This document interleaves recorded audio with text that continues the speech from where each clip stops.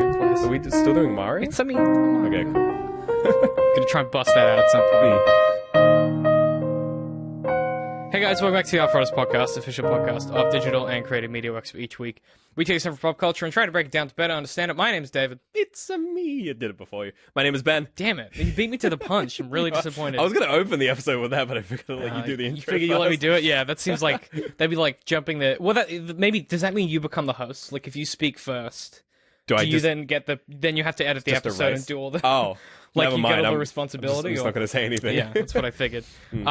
So we're on. We got the new lighting this week. We've been away for about 2 weeks. For reasons. Ben was ill, and then also this week turns out none of my computers work. It's good fun. Been great. So I'm going to try and sort that out tomorrow. Yeah. That being said, I've been trying to learn to edit on my MacBook, and it has not gone well.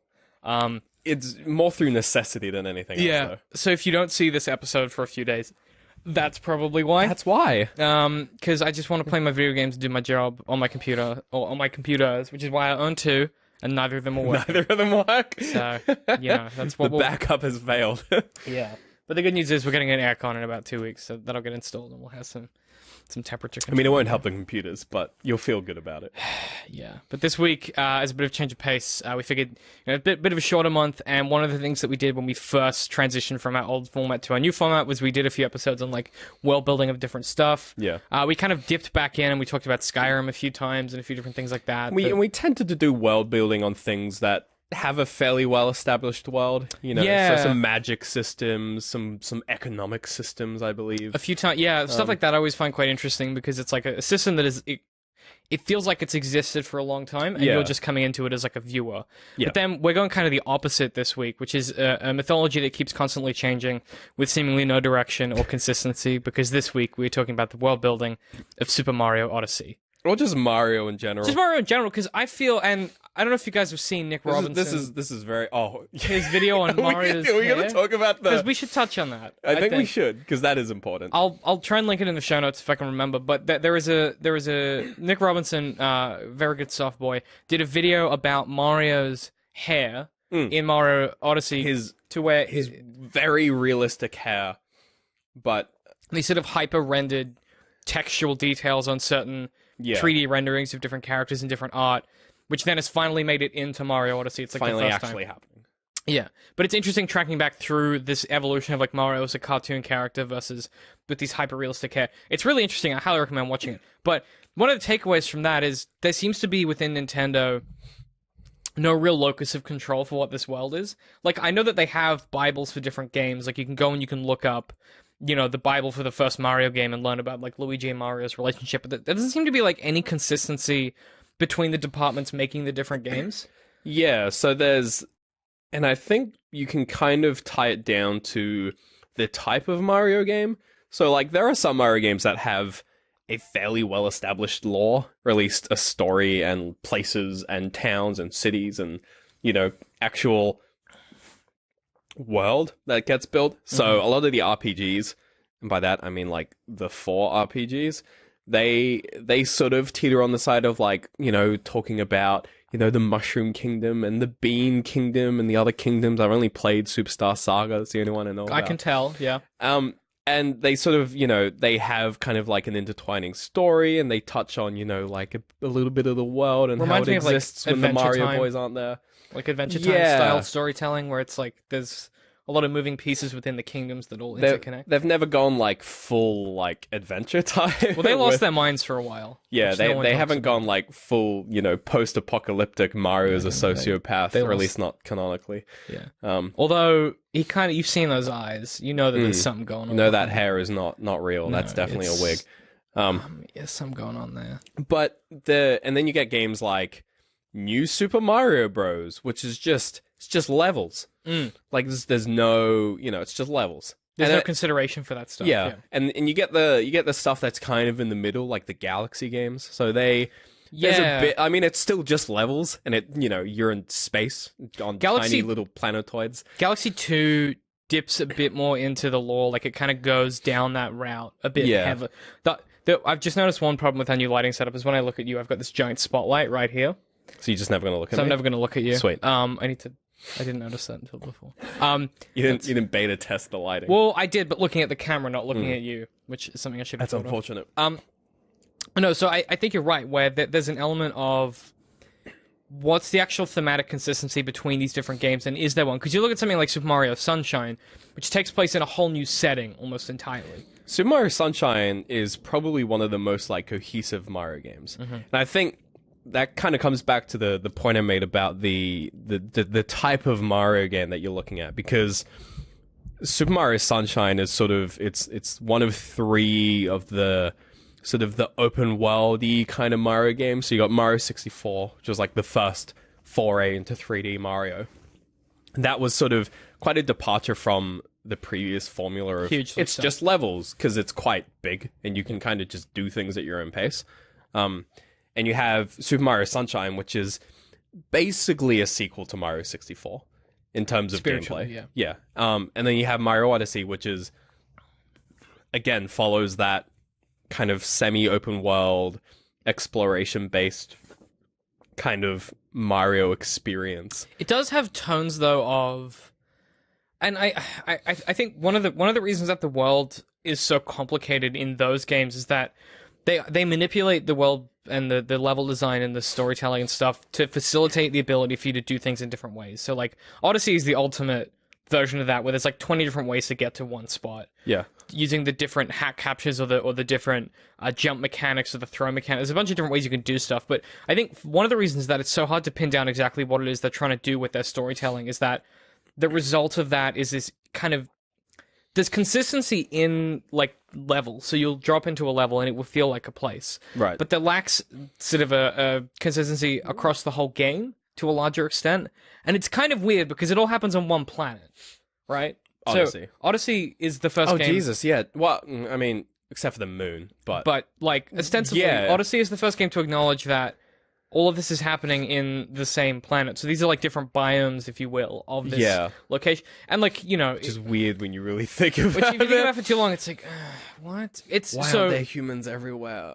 Yeah. Are they humans, or are they just... Why are they only in New Donk City? Just a species that looks like humans? In that case, what is Pauline? Is she just like a weird queen bee? And then, like, and then also the Bowserling, Bowser's children... How do they fit into the mix? What a Koopa. Well, they're so they're not the... Wait, what's a Goomba? Like, that's the problem. I think the issue that the bunnies in Odyssey, they're not Bowser's kids. They're like, they're bunny, I don't know. They're bunny things. The same fucking... Yeah, I know they're not the Koopalings. But they might as well be. Yeah, you know. But they're not. No, but they're just something else entirely. But what I'm trying to get at, because I think, like, when... Mario doesn't make an effort as a franchise to make sense, but Nintendo... So, like, you look at something like Zelda, and because, again, this is kind of a Nintendo issue that no one else is really, like... Everyone's just kind of accepted blindly that Nintendo don't have to adhere to their own, like, previous games, because they're all so different, they're different titles. Breath of the Wild is one of the best titles in that sense, because it didn't try to tie itself to the other games, but it also proposed a story that could happen at any time within the other versions of the Zelda franchise. Yeah, well, like, Zelda's a weird one because of the quote-unquote official Zelda timeline. And the time travel and the is very bonkers. But the thing that I'm trying to, like, tap into... I think they actually canonically placed Breath of the Wild in the timeline somewhere. I don't know where. I just saw the headline. I know they have placed it. Yeah, well, because Skyward Sword's the first one. Sure. And I'd believe that. Breath of the Wild is, like, before when everything's an ocean. Wind Waker? Wind Waker. Who knows? But, like, the point of that is that they don't seem to have any kind of concern for the history of those worlds that they're, like, taking place in, because the games are so unique and different and interesting. But I think with something like Odyssey, and especially, like, now that Nintendo is... they're back in a big way, right? Like, they were kind of the you know, Galaxy 2 was the standout title on the Wii generation of consoles. But I think... Like, no one bought a Wii for Galaxy. No. Whereas people bought Nintendo Switches to play Odyssey, and it's because it was a spiritual successor to 64. But I think, like, if you're talking about, like, what makes a game interesting to play, Mario's world building is so intrinsically tied to the way that it feels to play a Mario game, like the platforming elements and the jumping and the running and the flipping and then the addition of the hat and stuff.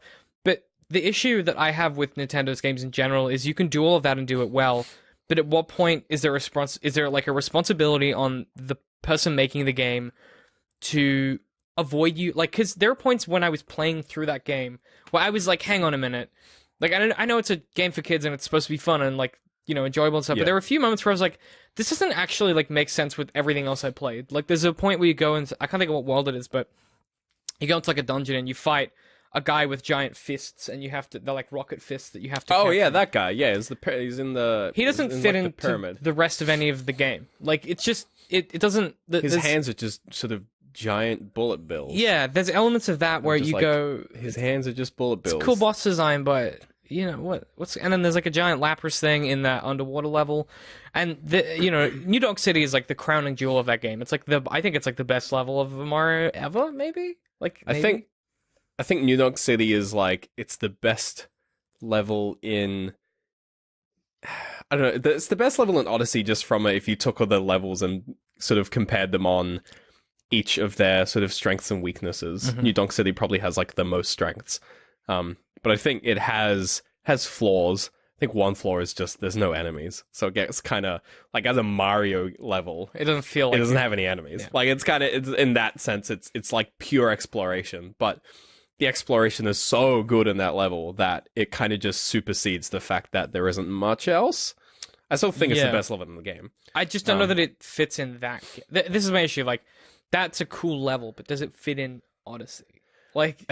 I think do you know what I mean? New Donk City is the kind of level that if you could like, if Odyssey was a much more linear game, it would fit in well. Like if you couldn't constantly go back to previous worlds and like redo them, It'd be it like would a work really breath well. of fresh air. Because it is like a really big breath of fresh air. Like especially when you get there and it is full of enemies, and you go through that like nighttime scene, and then you clean it up, and it's all great and dandy, and you listen to some cool tunes. You drive on a scooter. You drive on a scooter. That's good. And it's like, yeah, like from that perspective, it's like its strengths are even more stronger in that sense. They're more but pronounced, yeah, yes. but because you can go back, it's like, oh, New Donk City, and even though you may not like realize it, it does play differently because Yes. it is the most, it's the kind of most wacky level in that game. But I think though, if we're talking about this idea of, because I feel like we harp on this so goddamn much. I feel like there's a few points that we keep coming back to in this podcast, no matter how long it goes on.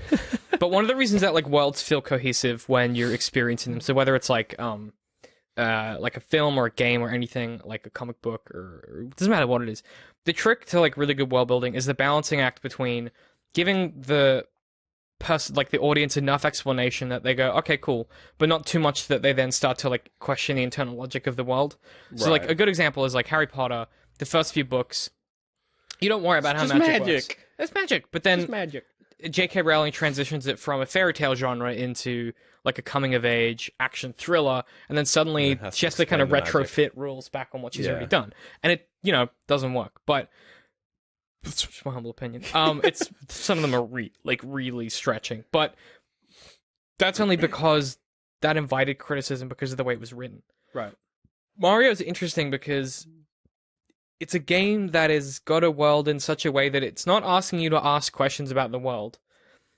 You just play through the world and you have a good time and it's fun and it's exciting. Except that a few of the levels start with setups from characters in the world about events occurring in the world that make you go, oh cool, there's some stuff going on when I'm not here. Like when you get to the water world and it's all murky and shitty and the worst, and someone's like, hey Mario, this is all goofed up, can you go help? Like the mayor's like, go help him out, and you're like, okay, cool, sounds dope. Yeah. And then as you're playing through it, you're like, wait, there's a mayor of this place. Okay, well, where do they work from? Because most of this is underwater. And you get to the underwater section, you're like, okay, I get the shops down here, but like, what's the economy? And like, suddenly, in other Mario games, you don't question that there's like a Princess Peach in a castle, because it's a giant castle, she's the princess, everyone knows she's the princess, Bowser captures her. But suddenly when you have these discrete variables in these different levels, it, like, the more new characters and new concepts you introduce, the more chance that someone's going to be like, hang on, how does that work? I feel like that's why Odyssey's so interesting, is because it raises those questions and then goes, nah, here's a swimsuit. Like, it kind of... Do you know what I'm saying? And even, like, when there are sort of moments in the game that make sense from a sort of, like, thing is happening, Mario does a thing, another thing happens, move on to the next world. Like, even when they do that kind of, 3-arc structure, well, I guess like 2-arc structure of just like sort of, you go in, you fix the problem, day saved, you get a celebration. And then you get more moons to collect. Yeah, even when they do that, it's like, it's so exaggerated and ridiculous. Like the goddamn Mario festival in New Donk City when you save the day, like it's buck wild. It's insane. Like they've set up this like like they've set up an obstacle course for you, and it's like, Mario, do the obstacle course, and you're like, it's a me. But how did they set it up? They don't have the cappy. But then, like, why did they set it up? And then why are they just playing music and forcing Mario to go? It's like we're doing the New Donk Festival, and it's like, oh, that's cool. Like, that's, it's like a New Donk Festival. It's like, and the main attraction is you, the player, Mario, and it's like, see, that doesn't make any. Okay, it's almost good. Like don't get me wrong, that part of the game is amazing. No, a lot of it's really cool, but like the game's biggest problem is a lot of that stuff almost makes sense.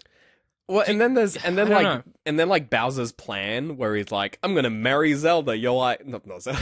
I'm gonna marry Zelda from the other game. From the other video game. I'm gonna marry Peach. You're like, yeah, whatever. Like, that makes, like, sure, whatever. Like, but there's marriage in this world? But no. But then he's like, okay, there's like, because I need to marry Peach, like, I need a cake, and I need a ring, and I need to get, and you're like, oh, you're actually going to marry, like, it's not just, I've kidnapped her, and I'm gonna make her my bride. Haha, see you in 5 worlds. Nah.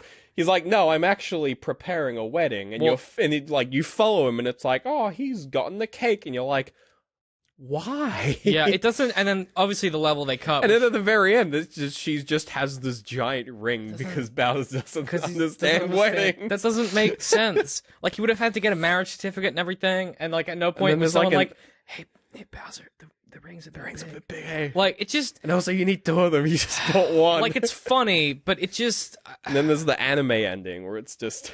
you play as Bowser. I guess is cool. I think it's fun. I don't know how to talk about it without seeming like a cynical bitch, because I really love this game. We haven't even fucking touched on the Cappy logistics. We haven't even touched the Cappy logistics yet. So there's a Tim Burton ghost world where everyone has hats. And some of the hats are ghosts that can go into other hats, and then they're living hats that can... Here's the problem. No, don't they turn into hats? They turn into different hats. They're just ghosts that can be hats. Yeah. The issue, though, they can be very set, but then why do you have to buy the hats? Also, there's an issue of, like, it doesn't... There's an issue... I don't know. There's an issue... Because I assume they need something to look at to copy, right? It's like a Transformer. They can't just become a Mustang. They have to scan a Mustang. Right, you remember Transformers 1. Let's not talk about the internal logic of Transformers. We'll be here for weeks. Yeah, but like it's frustrating to me, to my brain, because I get it. This ghost, he become hat. I'm fine with him becoming hat. The problem is when he goes into a creature or a thing, he's imbuing it with sentience, and it didn't previously have sentience. So like a frog, it didn't really think of for itself. It's just frogging about. Then Mario jumps into it, and bam, it's got intelligence. Suddenly, it's a Mario frog. Is the frog's brain paused while he's in it, or does it experience his sentience, and then when he leaves, it's just internally screaming forever? And you become a tree at one point. Trees don't got brains. Is the hat just magic, or yes? Because it's magic, David. This is Harry Potter 1. Yeah, I guess. The problem I have, though, is... They're going to release, like, more Odyssey games. It's going to get more and more convoluted. Try to explain the hat logistics. What if a hat went on a hat? Well, you can't do that. That's not possible in the game. What if a hat went on a hat? You can't do that. It's like crossing streams in the Ghostbusters. But they do cross the streams in Ghostbusters, though. Yeah, it's called a setup and payoff. It's like it's the pivotal part of the film. Look, all I'm saying is that for a series that is so heralded for like being consistently fun and interesting, they sure made a game that was all of those things, but that kind of... It veers a little bit sometimes into that territory of inviting you to ask questions that you really shouldn't. About just world building and Mario games in general. Mm-hmm. His thesis was generally and buildings and items and shit, but on top of that, you have the layers. We know that the Lakitus are like... They're filming. Yeah, they're like film crew, basically. So like the who's watching it? Like, I guess... Also, the new Nintendo Direct confirms that Donkey Kong has a TV. King DK? What? No, King K. Rool is... Is Donkey Kong not I'm pretty sure Yeah, no, what am I trying to say here? I guess you're right, and one of the elements of that. Thank you. Right, yeah, You're right. I know you said I that am one right. time. But as far as like universe building and stuff with Odyssey, Even when you're on the moon mhm. and everyone's there to like cheer you on. Oh, like Mario unlocked the secret level, the spoiler alert, Dark Side of the Moon. This game's been out for months. Even though it's like, you've got the secret level, congratulations. It's like the whole squad is there to cheer you on. It's like, isn't this a secret level, or is this the final stage, the season finale of Ninja Is it just a Warrior reality Australia? TV show? Yeah. Like, or is Wherever, because even like, or is it like a Truman Show where like Bowser is working for the TV company and he's making all of like these? even like Bowser's castle in this game is like individually like floating Japanese inspired Japanese, we'll go with that, Japanese inspired like buildings and architecture with dragons and pokebirds, and Yeah, it's like it has an element of like being produced to it. and then there's a dragon just halfway through the game. There's just a dragon. I don't. That's just when the producers were getting a bit they were lazy. Like, they were like, oh, we really need to bring back some. Season 2 is getting really boring. We need to bring back our audience. Let's put a dragon. In. I mean, Let's to be make it honest, Dark Souls. That'll bring the fucking kitties. yeah, it does have vibes of like, like with Galaxy, which is like Galaxy 2 especially, because that's one of my favorite Mario games. That struck a really cool balance of like. One of the benefits of exploring was you learned a lot more about these different like systems that you were in. Yeah. And because like as much as they were levels, right? They're like levels that you complete. Some of them had like a little bit of like a spice of story, like a little bit of flavor to them, where you were like, oh, I could see how this happened. Whereas I feel like Odyssey, sure, New Donk City feels like it's always been there, but that doesn't work with other levels where it feels like it's not existed until you've arrived. Yeah, like some of the. Like the water, the fucking water level. I don't know, the one with like the giant, not the beach one, the other one.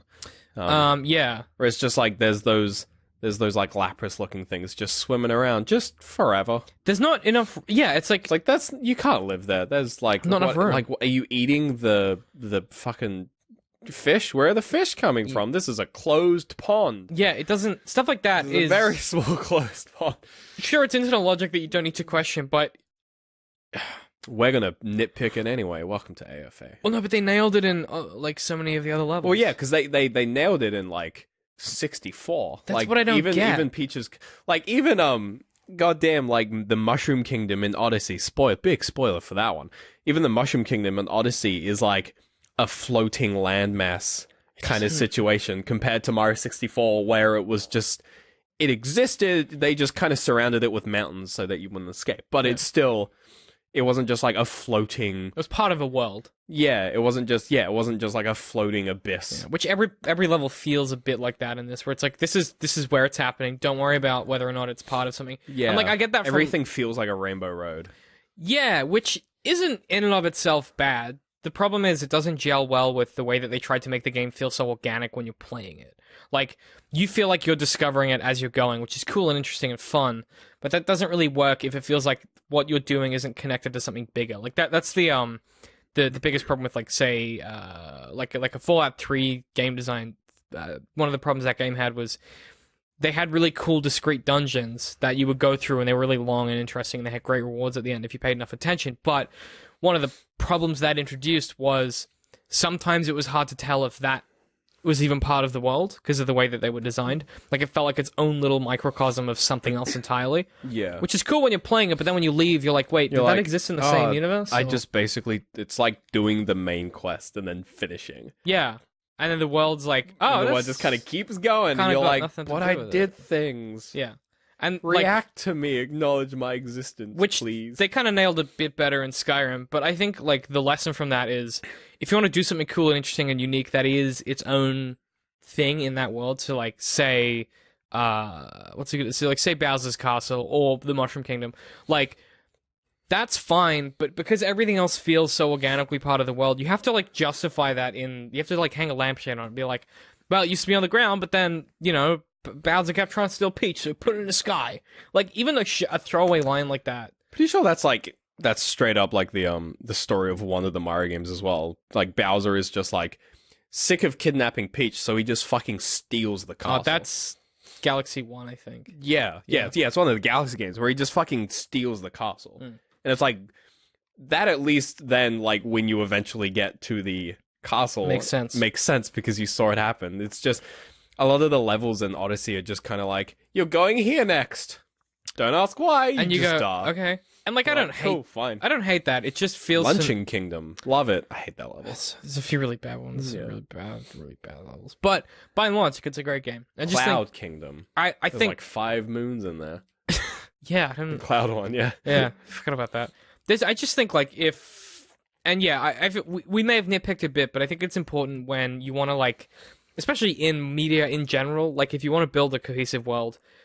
You have to understand what the rules are you're setting up for yourself, not just within the world itself, like the world logic, but also the rules of how you're telling the story, I think, are really important because it informs you when you need to, like, acknowledge certain things. So in Lord of the Rings, no one bats an eye when they walk from, like, the Shire to Rivendell. But when they get from one part of the world to, like, these mountains that are really far away, they go like, oh no, they got in these boats and they paddled through this gate, then they went over here and they did this. Yeah. And they acknowledge it because it's different than what was happening before. And it's about that difference, because that difference creates friction. It's the best example I can think of that I can't claim as my own. I can't think of who told me this, but it was one of my teachers when I was at university. They said that world building is like a street that's got lots of heavy traffic on it. And the more changes you make in lanes and turns and different maneuvers, the more chance of creating a collision that people are going to notice, the more chance of creating friction.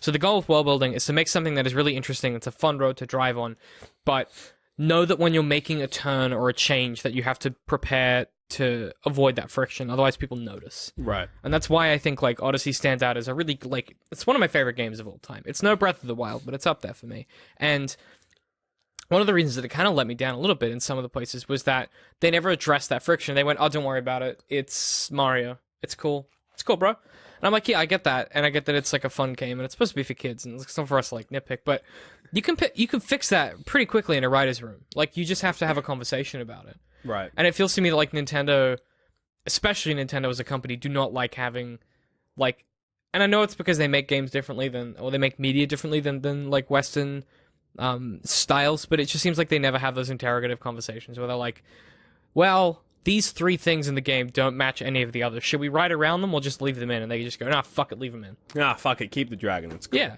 and like you can fix a dragon by having one fucking line in the game. Like stuff like that, you can just write away.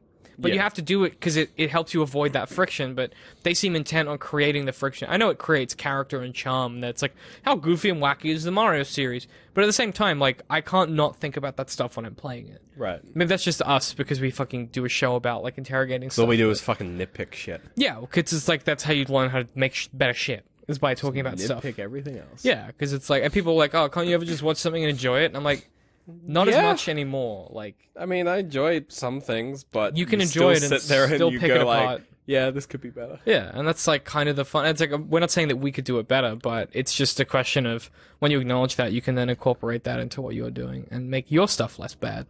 That's really the goal. Is to like make your stuff less bad so that it has a chance of being good. Yeah. And I would have just preferred if like, I don't know, maybe a little more self-awareness from the way that they were writing that game could have alleviated some of those issues before they were even problems. But yeah, that being said, like, I love the game, and I think that Mario Odyssey is a fucking phenomenal game. Yeah, and I think like this is just the nitpick hour at the moment. Yeah, well, we're talking about world building specifically, and I think that's like that idea of friction is something that will probably come up in the next few episodes because I think it's one of the most crucial things that you can do to make a world feel better. But yeah, so I guess like, do you have any recommendations for this week? Anything you've been checking out? I started watching Final Space. Oh, once you get past how annoying the main character's voice actor is, it's quite good. Oh, I love Olin Rogers. Like, I've been a fan of his stuff before. What do you think so far? I like Olin Rogers. Like, I think he does a really good job in it. I'm glad they replaced... So, in the pilot, he voiced pretty much all the characters. While I thought it was funny, it was kind of obvious. So, I'm glad he's only voicing, like, 3 of the characters in this. Yeah. Like, the guy with the multiple eyes, that's, like... It's, like, such one of... Like, it's 100%, like, one of his voices that he puts on. Yeah. I think getting into nitpick space, the the pacing is weird. Hmm. Things move a bit quick, but not in the sense that you can't follow or like things are hard to understand. It's just some parts that should have a bit more development to them they just skip the middle bit. They have the setup and then they just have the payoff. They don't have the setup and the bubble. Yeah, the middle bit that's the meaty, interesting bit. Yeah. Yeah, definitely. That makes some a lot of development. payoffs feel less good. That's but good. Yeah, it gets better as it goes on. I enjoy just the dumb antics, and I'm able to just kind of shut off and be like, yeah, it's not trying to be smart or anything. It gets better as it goes on because then the characters develop a bit, and it kind of beds things a bit more competently. I think, I really like what they're currently doing with the like the opening. Because in the first episode with the opening, you're like, he's stuck in space. It's like, this is like an in media res kind of thing. And then they set up the first episode so well that you think that the ending of the first episode is going to wrap around to the start, but then it's fine. And you're like, hang on. And then the next episode starts and he's in that shit really situation. smart. You're like, and then you realize each minute is an episode. You're like, oh no! It's really cool. So I think that's I'm like 6 episodes in, and I've realized what they're doing with like the opening, It's and really cool. I'm very, I really like that. I think you'll like the ending. It's really fun. I have a feeling I know what's going to happen, but it's like it hasn't like ruined. I thought I did, Like- and then I didn't. I have an idea of the structure, not Yes. what's going to No, happen, you'll- but yeah, I yeah. know what the structure is going to be. Yeah. But it's not. I'm just excited. Yeah. You know. It's just really cool. So, yeah. It's a cool show. Yeah, And it's Olin Rogers, who's a really cool YouTuber. Yeah. He's like, this is like a passion project, and it has some legitimately good like some really good talent in it. They Yeah. got David Tennant. David Tennant. They've got Coco. In the Yeah, producer seat. it's exciting. One of the producers. Yeah, I'm loving It's it. a good one. I haven't really been watching or doing anything. I'm trying to fix my computers. You've been staring at driving umar.com.au. me mad. I've started. I watched Patton Oswalt's comedy hour on Netflix, Annihilation. Not the film. No. Annihilation. And it is one of the best comedy hours I've ever seen. I've never enjoyed Netflix comedy specials, It's so just this is an going to hour. be a hard sell. It made me cry. Like it's Oh, really okay. emotional and That's like that's really probably involved. good then, because I hate funny people. It's not so much a comedy as it is like he basically his wife. Just like a hilarious drama. Well, like not really. Like his wife passed away, and it's him talking about like how much his life has fallen apart since that happened. So it's that kind of thing. And it's really it's like laughing good. at BoJack. Yes. Yeah, Yes. Also, speaking of BoJack, I made a video last week when Ben was away, because we weren't here. because I was dead. I made a video about like what makes BoJack so unique to watch. It's like 3 minutes long. If you want to check it out, it's on our YouTube channel. It's getting a ton of hits and a lot of people are really liking it. So if you want to check that out, it's like 3 minutes. I kept it really tight, and it's just like why I think the show is worth watching, basically. Because the next season is coming up, season 5. Season 5? I'm pretty sure, yeah. What happened? Did season 4 happen? Yeah, we did a review of season. Did we 4. do season 4? Season 4 is when he has a daughter. That's season 4. Oh, I barely remember that Yeah. season. I'm gonna have to like sort of recap myself. You could just re-listen to our episodes. because I remember season 1 vividly, Yeah. but it's just kind of teetered off since then. I'm gonna have to go back and sort of recap to new before one- we watch the new one. Yeah. New one comes out next month, I think, which I'm pretty excited about. Yeah. But yeah, pretty much that's it. I've discovered Jetty Bones, who is an amazing musician. She does my kind of alt, kind of rocky indie stuff, but she's Yeah. American. She's really cool. I think that's it. Where can people find us, Ben? Facebook, At DCMWorks Social. YouTube, YouTube.com/DCMWorks. Twitter, At DCM_works. Patreon. Patreon.com/DCMWorks. I have an American coworker who sits next to me, Oh yeah. so I'm picking up a lot of Patreon. Patreon Instead of I have instead a of Patreon. I have an English friend who says Patreon. Which I think is quite cute. Patreon. Patreon. That's very adorable. I know, it's very cute. She's not happy that I think it's funny. But yeah, you can check all that stuff out. Patreon, if you subscribe for more than $3 a month, you get access to all of the extra shit that we've done. Should be a new part of Interface coming up. It's going to come out this week, but like I haven't been We physically don't have a able to- computer or two. If you're a Patreon subscriber, you'll have been up to date of my woes. I've been posting some updates there. Hopefully tomorrow I can sort it out, because I know what's wrong now. We've fixed everything else. I just need another RAM stick, which I need to find somewhere in this room. There is a RAM stick somewhere here, and we just don't know where it is. If I knew where it was, I could play No Man's Sky tonight and get my fix. But I can't. But yeah, so if you follow us on Patreon, you get access to a bunch of stuff. You can also buy my book at maynardtrig.com or on Amazon. The audiobook should be coming out soon. Again, that was going to be next week, but there's been some setbacks. Buy with my hardware. book. Buy my book. maynardtrig.com. Buy my book. Buymybook.com. maynardtrig.au. And buymybook.com.maynardtrig.au. if you buy the ebook at checkout and use the coupon code AFAPOD, that's AFAPOD, you get 15% off the ebook. And last week we launched the premium hardback edition. It comes with like exclusive digital downloads. It's a really good listen. It's like a digital deluxe version, but it's a hardback. But also you get a physical one. It's a physical digital you could hit deluxe. your nan with if you wanted to. It's quite hefty. You could take someone out with it. You shouldn't. And then read a very good book. Yeah, it's not like in that Roald Dahl one where he like murders a woman with like the roast and then feeds it to the police. You know that one? It's like the frozen lamb, like a lamb or something. Didn't that just actually happen? I don't think that's a Roald Dahl book. It might have happened in real life. I think that actually happened. Well, you never know. Okay. But yeah, you can follow us for all those places to get updates on what we're doing, what we're posting. The best place to follow us is Twitter, because that is just content. We don't really post anything else there, so if you just want to get the stuff. Otherwise, if you want to follow us into fucking Jesus Christ. You were so close to pulling that off as well. I'm at DC on my hip pie. I'm at Literal Citrus. I can't believe I fucked that up. I almost nailed it, and I got really confused. We'll see you guys next week. That's a bit I nail every week. Usually. It's the ending. Yeah, it's easy to ramp You're into. like, hell yeah, I'm gonna go to bed. Yeah. Have a nap. I mean, yeah. Yeah. It's nearly 7. It's bedtime for this big boy.